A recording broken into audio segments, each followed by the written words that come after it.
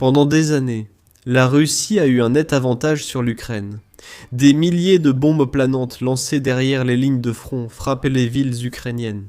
L'Ukraine a cherché une solution, et maintenant elle en a une. L'Ukraine a construit quelque chose qui rend la ligne de front russe infernale. Les drapeaux blancs vont s'agiter. Les larbins de Poutine supplieront de se rendre. L'Equalizer est là, et il a été construit pour une seule mission. Punir la Russie. L'Ukraine possède désormais une arme inédite, différente de tout ce qu'elle avait construit. Et quand nous disons construit, c'est un aspect important de ce qui rend l'Equalizer si essentiel. Après 17 mois de développement, une arme issue du réseau Brave One, permettant à l'Ukraine d'investir dans des entreprises produisant des armes contre la Russie, est désormais disponible. Le ministre de la Défense ukrainien, Mikhailo Fedorov, a qualifié cette arme de véritable bouleversement.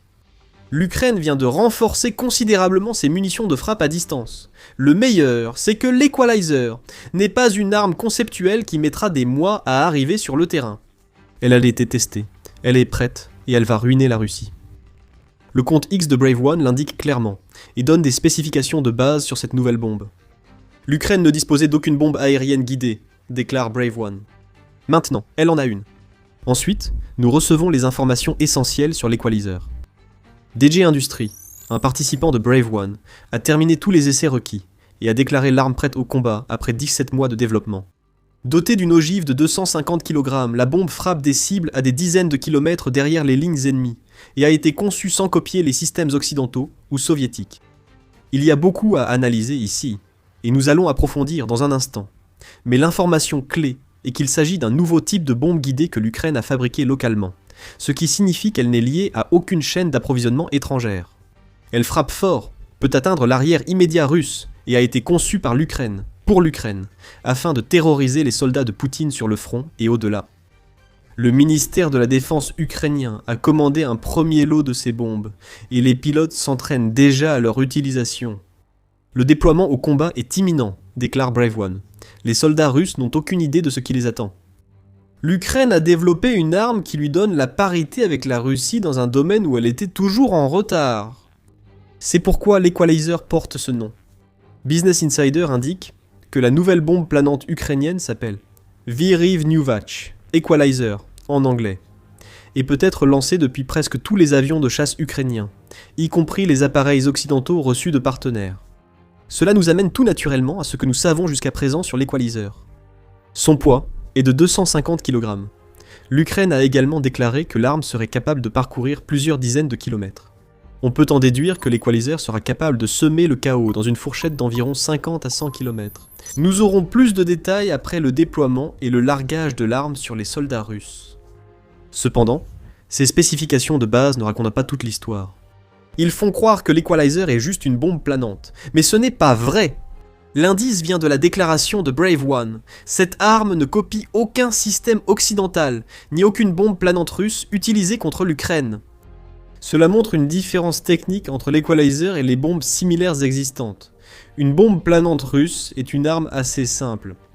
La Russie fixe un kit d'aile sur une bombe fabée de l'époque soviétique qui n'a jamais été conçue pour planer, et elle obtient ainsi une arme. Ces kits manquent de précision, et ne transforment pas une bombe non guidée en arme de précision.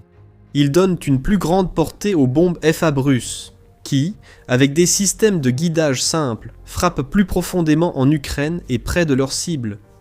Cela convient à la Russie. Peu lui importe de rater sa cible tant que ces bombes causent des dégâts à quelque chose d'ukrainien. Pour l'Ukraine, une arme imprécise n'est jamais la solution. L'Equalizer n'est pas un kit d'aile, mais une arme conçue spécialement pour cet usage. Aucun kit d'aile n'est impliqué, bien que la bombe ait des ailes. Il ne s'agit pas de transformer de vieilles bombes en quelque chose de plus efficace. C'est une arme entièrement nouvelle, conçue pour surmonter la guerre électronique et le brouillage russe, afin de projeter 250 kg d'explosifs sur des postes de commandement, des fortifications, des nœuds logistiques et toute cible ennemie identifiée par l'Ukraine derrière les lignes de front. Donc nous savons que l'Equalizer est conçu spécialement pour cet usage. Il est aussi peu coûteux. Beaucoup moins cher que les kits Joint Direct Attack Munition Extended Range, ou JDAM-ER que l'Ukraine reçoit des États-Unis. Les JDAM-ER ressemblent davantage aux bombes planantes russes qu'à l'Equalizer, étant en fait des kits d'aile ajoutés à des bombes non guidées. Bien qu'ils soient abordables par rapport aux autres armes utilisées par l'Ukraine, ils restent assez coûteux, Dans un rapport du 6 mai, Defense Express a révélé qu'un nouveau lot de 1532 JDAM-ER que l'Ukraine achète aux États-Unis va coûter 373,6 millions de dollars. Cela nous donne un coût unitaire moyen de 243 864 dollars, ce qui couvre à la fois les kits eux-mêmes et tous les accessoires qui accompagnent le JDAM-ER, comme les fusées, les composants et d'autres services associés. Ce prix est important pour une raison simple. L'Equalizer coûtera environ un tiers du prix du JDAM-ER pour l'Ukraine. En prenant ce prix unitaire comme référence, cela signifie qu'un seul Equalizer, avec tous ses composants, coûtera à l'Ukraine environ 81 300 dollars à fabriquer. Pour ce prix, l'Ukraine obtient essentiellement 3 armes pour le prix d'une, une bombe guidée avec des spécifications similaires au JDAM-ER, pour un tiers du coût. L'Ukraine doit économiser chaque centime. La BBC a révélé en mars que le gouvernement ukrainien fait face à un déficit budgétaire de 45 milliards de dollars, principalement à cause du financement de la défense contre la Russie. Un prêt de 105 milliards de dollars de l'Union européenne va aider à combler le déficit budgétaire de l'Ukraine. Mais cela ne change pas le fait que l'Ukraine doit trouver autant de moyens que possible de dépenser moins, tout en infligeant des dégâts à la Russie. L'Equalizer fait exactement cela. Si la Russie utilise des bombes planantes bon marché, l'Ukraine construit désormais ses propres versions améliorées. Et elle le fait pour un coût tout aussi bas afin de créer une parité dans l'un des domaines les plus dangereux de la guerre. Que savons-nous d'autre ? Sofex indique que l'Ukraine a conçu l'Equalizer pour qu'il soit polyvalent et simple d'utilisation. La nouvelle bombe guidée se prépare en moins de 30 minutes, permettant des sorties réactives. Dès qu'une cible est identifiée, les Equalizers sont chargés, et un avion de chasse peut décoller aussi vite qu'une livraison de pizza.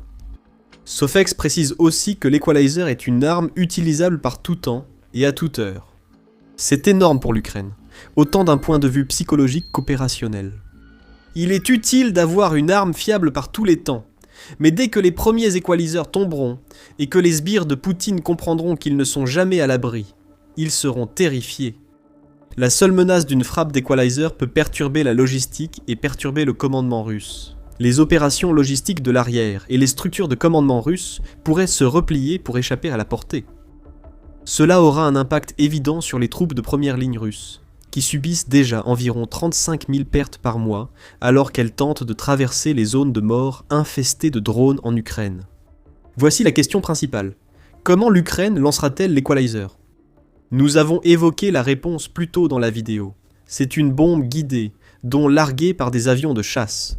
Concernant les avions, la vidéo de Brave One sur X, liée à l'annonce, apporte la réponse. Cette vidéo montre un Equalizer largué par un Su-24 Fencer, montrant que l'Ukraine rend sa nouvelle arme assez polyvalente pour que ses avions soviétiques participent à la destruction de l'arrière russe. C'est intelligent. Les Su-24 sont vulnérables aux défenses aériennes russes lors de missions près du front. Mais lorsqu'ils sont chargés de décoller et de larguer une munition guidée à des dizaines de kilomètres de distance, ils courent moins de risques, et c'est la bombe elle-même qui fait tout le travail. La Russie utilise cette tactique efficacement contre l'Ukraine depuis des années. Désormais, l'Ukraine l'emploie contre Poutine. La même vidéo nous donne également un peu plus d'informations sur la façon dont l'Equalizer fonctionne en pratique. Contrairement aux bombes planantes et autres munitions guidées, il semble que les ailes de l'Equalizer se déploient immédiatement après le largage. Il y a également des ergots sous la bombe, ce qui suggère que l'Equalizer imitera les bombes planantes russes dans le sens où elles basculent pour adopter la bonne trajectoire avant que les ailes ne se déploient. Le déploiement instantané des ailes indique que l'Equalizer agit plus vite qu'une bombe planante russe. C'est important. Moins l'Equalizer passe de temps à basculer et à se redresser, plus les ailes ont de temps pour agir et augmenter la portée de la bombe. De grandes ailettes cruciformes à l'arrière de la bombe stabiliseront probablement l'Equalizer, tant lors des phases initiales de basculement qu'en vol vers la cible. Revenons aux cellules d'avion. La vidéo de Brave One confirme que le Su-24 sera compatible avec l'Equalizer. C'est encourageant, mais qu'en est-il des autres chasseurs de l'arsenal ukrainien ? Il y a de fortes chances que d'autres appareils de l'époque soviétique soient aussi compatibles avec l'Equalizer. The War Zone, ou TWZ, souligne que l'Ukraine a utilisé des Su-27 flanqueurs et des MiG-29 Fulcrum comme plateforme pour des munitions guidées fournies par l'Occident, y compris les JDAM-ER mentionnés précédemment, ainsi que les bombes de petit diamètre et les bombes Hammer fabriquées en France. Vu la taille de l'Equalizer, ces deux avions devraient pouvoir le transporter. On peut donc supposer que l'Ukraine a déjà intégré cette compatibilité à ses autres avions soviétiques ou est en train de le faire. Il en est de même pour les Su-25 Frogfoot qui ont déjà largué des bombes Hammer, et seront donc probablement aptes à envoyer des equalizers vers les positions russes. Les avions occidentaux de l'Ukraine seront probablement compatibles, mais il reste encore du travail. Dans son rapport sur l'equalizer, Business Insider affirme que la bombe peut déjà être lancée depuis les chasseurs F-16 et Mirage de l'Ukraine. La réserve est qu'une certification de plus est requise avant que ces avions puissent utiliser l'equalizer en combat. Cela ne devrait pas être difficile, surtout si l'Ukraine a déjà prouvé la compatibilité de l'equalizer avec ses avions. Si la certification est validée, l'Ukraine obtiendra 6 Mirage et environ 80 F-16 opérationnels capables de lancer l'equalizer. Il y a aussi des rumeurs selon lesquelles la France fournirait à l'Ukraine la totalité de ses 26 Mirages, comme l'a rapporté Euromid & Press en janvier dernier. L'Ukraine pourrait gagner en puissance aérienne si cela arrive. La polyvalence reste essentielle pour elle. Actuellement, presque tous les avions de chasse ukrainiens pourront lancer l'arme que la Russie espérait que l'Ukraine ne développerait jamais. Voici ce que l'on sait sur l'Equalizer à ce jour. Un certain mystère entoure encore cette nouvelle arme.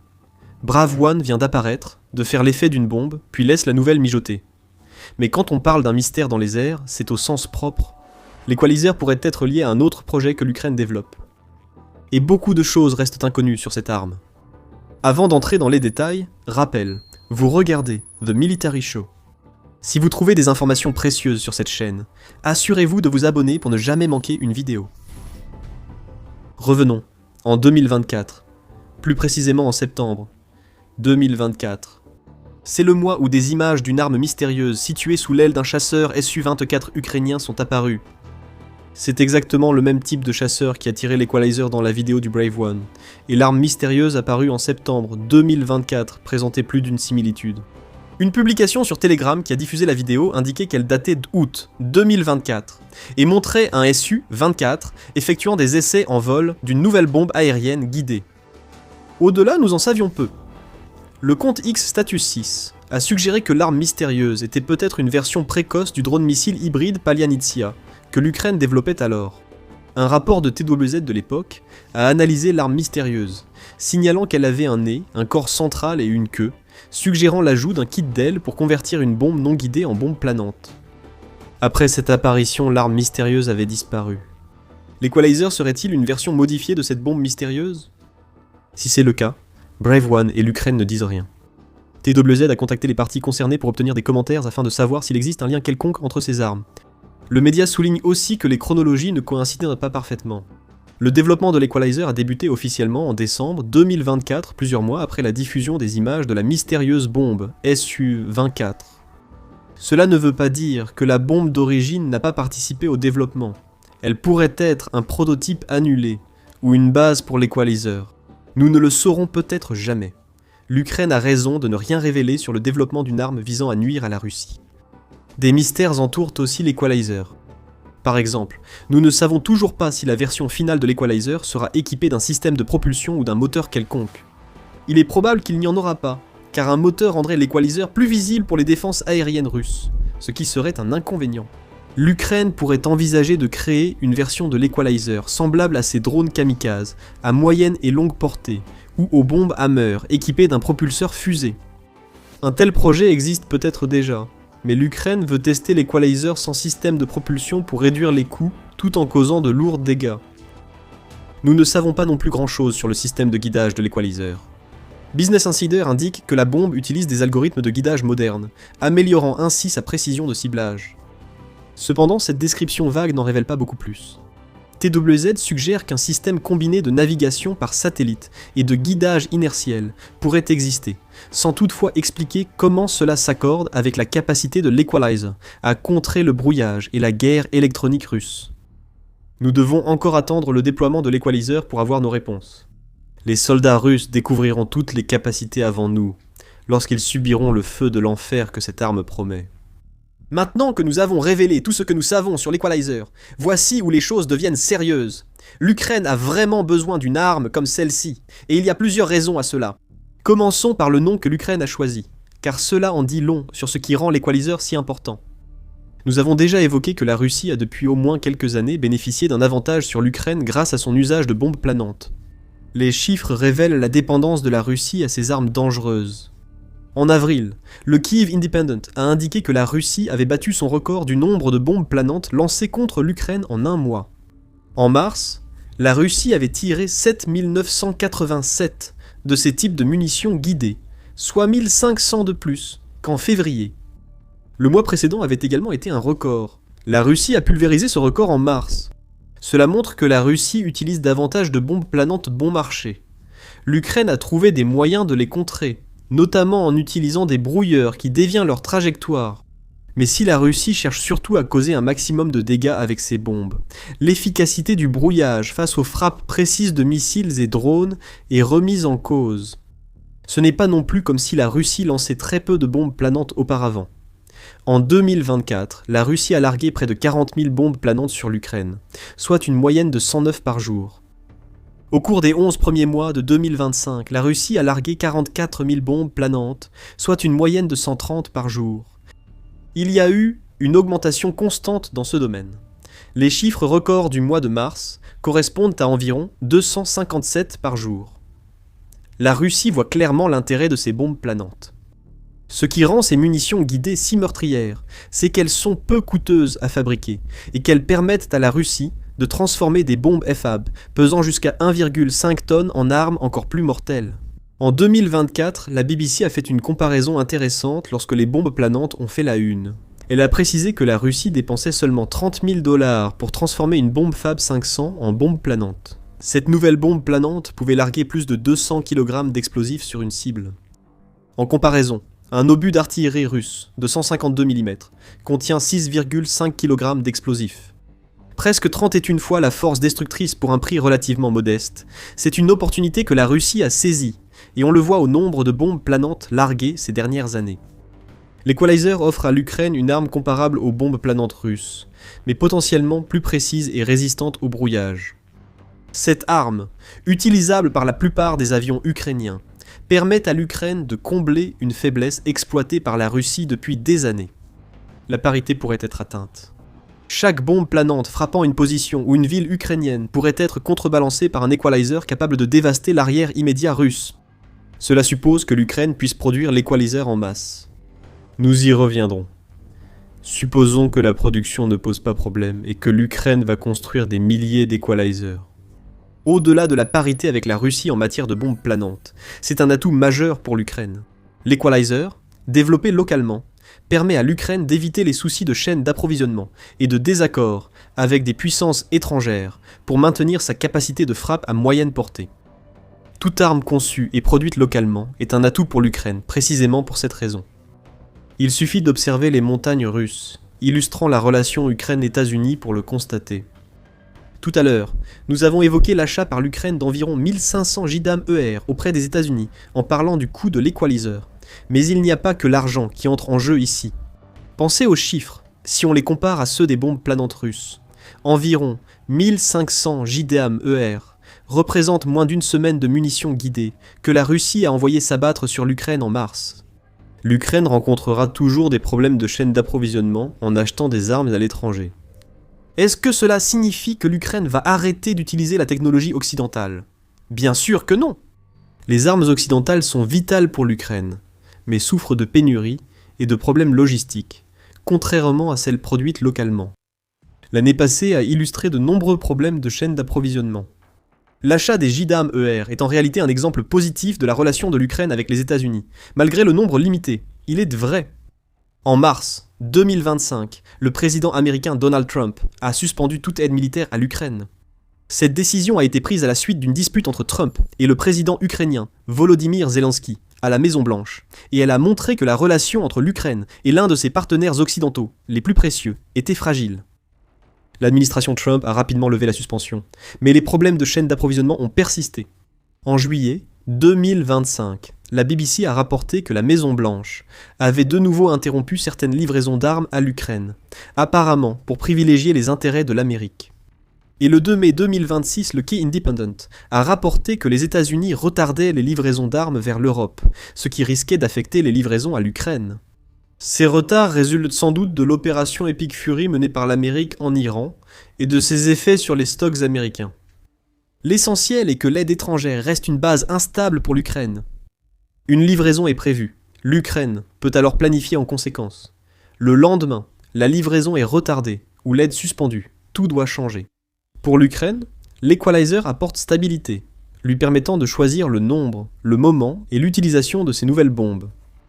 Et la manière dont elle s'en sert est aussi un atout majeur pour l'Ukraine. En août 2025, le Wall Street Journal a révélé que les États-Unis avaient discrètement instauré un nouveau processus pour encadrer l'utilisation des attaques MS par l'Ukraine contre des cibles russes. Selon le média, ce système imposait à l'Ukraine de multiples niveaux d'approbation, la décision finale revenant au secrétaire à la défense américain Pete Hegseth. Ce système d'approbation visait les missiles, pas les munitions guidées comme le JDAM-ER. Mais il montre que les États-Unis peuvent à tout moment empêcher l'Ukraine d'utiliser leurs armes contre des cibles russes. Même si l'Ukraine parvient à obtenir l'autorisation d'utiliser des armes fabriquées aux États-Unis, le fait qu'elles doivent passer par un tel processus dès le départ entraîne des retards. Les frappes immédiates sont impossibles, et les représailles difficiles à mener à cause des délais. Les attaques ukrainiennes permettent à la Russie de réparer ses défenses. Avec une arme comme l'Equalizer, ces problèmes d'autorisation disparaissent. L'Ukraine l'a construite, décide de son utilisation, sans intermédiaire ni démarche supplémentaire. Une cible peut être repérée et détruite en moins de 30 minutes, selon nos informations sur la préparation de l'Equalizer. C'est un grand avantage pour l'Ukraine, car la production nationale compense les lacunes dues au changement de politique étrangère et aide à maintenir la pression sur la Russie. Un autre avantage est de déjouer les défenses aériennes russes en Ukraine. Les munitions guidées comme l'Equalizer sont plus difficiles à détecter par les défenses aériennes russes que les drones et missiles. Defense News souligne que les bombes peuvent être lancées à des kilomètres derrière le front, empêchant les défenses aériennes de suivre les chasseurs ukrainiens lançant l'Equalizer. La bombe n'apparaît au-dessus de la cible que quelques secondes avant l'impact, lancée à distance de sécurité, laissant presque aucun temps de réaction à la défense aérienne. La Russie est actuellement dans une position étrange concernant ses défenses aériennes, que l'Ukraine a affaiblies pendant un an, surtout dans les territoires occupés. Selon le Kyiv Independent, la période entre juin 2025 et mars 2026 a vu l'Ukraine mener 492 frappes contre les défenses aériennes russes, et il y en a eu d'autres depuis. Ces systèmes doivent être remplacés, souvent par d'autres situés en Russie ou dans les territoires occupés, créant ainsi des brèches pour les missiles et drones ukrainiens. Ajoutez l'Equalizer et une nouvelle stratégie apparaît. L'Ukraine pourrait utiliser ces bombes Equalizer pour cibler les zones où la Russie possède des défenses aériennes dans l'arrière immédiat, éliminant radars et systèmes. D'autres brèches apparaissent. Les missiles et drones frappent plus fréquemment. Grâce au faible coût de l'Equalizer, la bombe accompagne aussi missiles et drones pour détruire d'autres équipements militaires russes. La bombe augmente la puissance de feu à moyenne portée de l'Ukraine, ce qui reste terrifiant pour la Russie, surtout à une époque où les drones permettent déjà à l'Ukraine de cibler l'arrière immédiat plus intensément. Il n'y a qu'une seule chose qui pourrait freiner l'Equalizer, et c'est quelque chose que nous avons déjà évoqué auparavant, la production. Nous ignorons combien de ces bombes guidées l'Ukraine peut produire. Euromed Press note que l'effet de l'Equalizer sur l'équilibre des forces en Ukraine dépendra du nombre de bombes que l'Ukraine pourra produire chaque mois. Une production en série fiable est essentielle pour que l'Ukraine atteigne les volumes russes. Il est trop tôt pour savoir combien de bombes équalisées l'Ukraine fabriquera chaque mois. Ils doivent encore être déployés au combat avant que l'Ukraine puisse effectuer l'analyse de coûts nécessaire pour établir ces chiffres. Si l'Equalizer tient ses promesses, la production devrait vite augmenter. Et lorsque ce sera le cas, l'Ukraine disposera d'une arme fabriquée localement, qu'elle pourra utiliser pour transformer la ligne de front et l'arrière immédiat en un véritable enfer pour la Russie. Ce n'est pas comme si l'Equalizer était la seule arme que l'Ukraine déployait en 2026. Le Sky Carrier en est une autre. Et il mélange l'ancien avec l'ingéniosité de l'Ukraine à adapter ce qui existait en quelque chose de complètement nouveau. L'Ukraine a un nouveau chasseur de drones impressionnant. Découvrez le Sky Carrier dans notre vidéo. Si vous avez aimé cette vidéo, abonnez-vous à The Military Show pour suivre nos analyses sur les nouvelles armes ukrainiennes. Merci de votre fidélité.